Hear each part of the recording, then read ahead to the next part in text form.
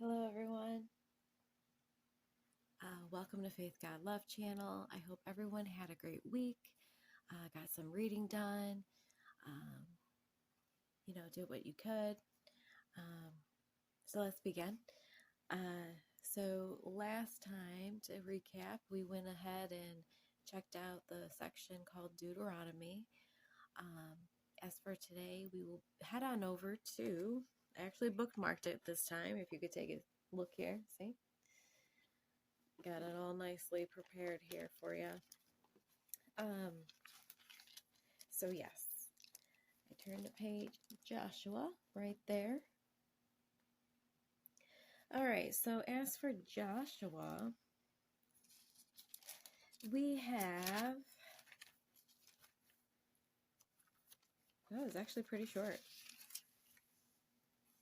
24 little sections here. Okay.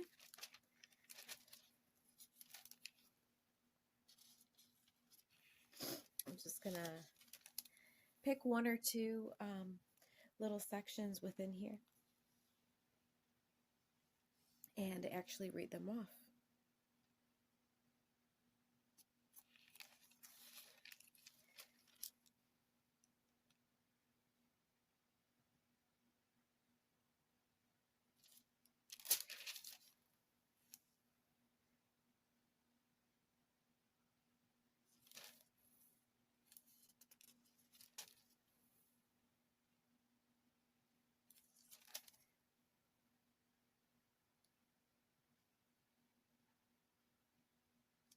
Okay, so I came across this section over here in 10. It says, the sun stands still. And I'll go ahead and read that off to you. It says, as soon as Adoni-Zedek, king of Jerusalem, heard how Joshua had captured Ai and had devoted it to destruction, doing to Ai and its kings as he had done to Jericho and its king, and how the inhabitants of Gibeon had made peace with Israel and were among them. He feared greatly because Gibeon was a great city, like one of the royal cities, and because it was greater than Ai, and all its men were warriors. So Adoni-Zedek, king of Jerusalem, sent to Hoham, king of Hebron, to Piriam, king of Jarmuth, to Japhia, king of Lachish, and to Debir, king of Eglon, saying, come up to me and help me, and let us strike Gibeon, for it has made peace with Joshua and with people of Israel. Then the 5 kings of the Amorites, the king of Jerusalem, the king of Hebron, the king of Jarmuth, the king of Lachish, and the king of Eglon, gathered their forces and went up with all their armies and encamped against Gibeon and made war against it.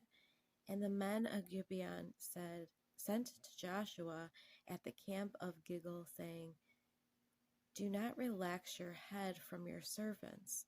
Come up to us quickly and save us and help us. For all the kings of the Amorites who dwell in the hill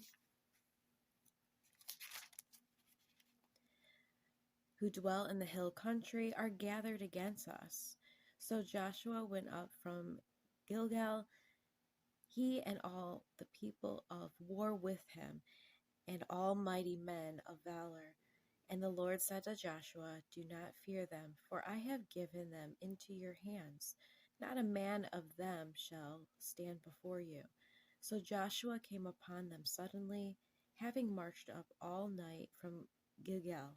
And the Lord threw them into a panic before Israel, who struck them with a great blow at Gibeon, and chased them by the way of the ascent of Beth Horon, and struck them as far as Azekah and Medekah. And as they fled before Israel, while they were going down the ascent to Beth-horon, the Lord threw down large stones from heaven on them as far as Azekah, and they died.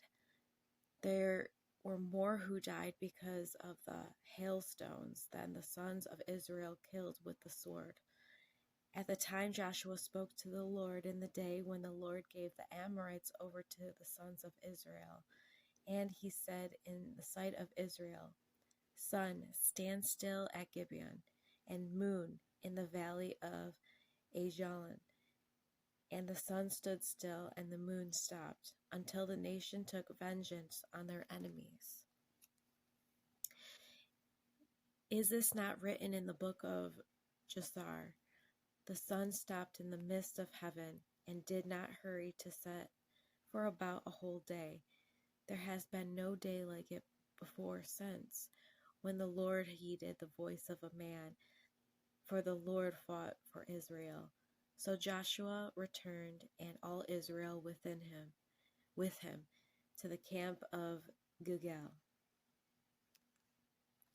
And then for the section 10, it goes into these other smaller sections within it. Let's go ahead and keep moving on. I'm going to find another one for you.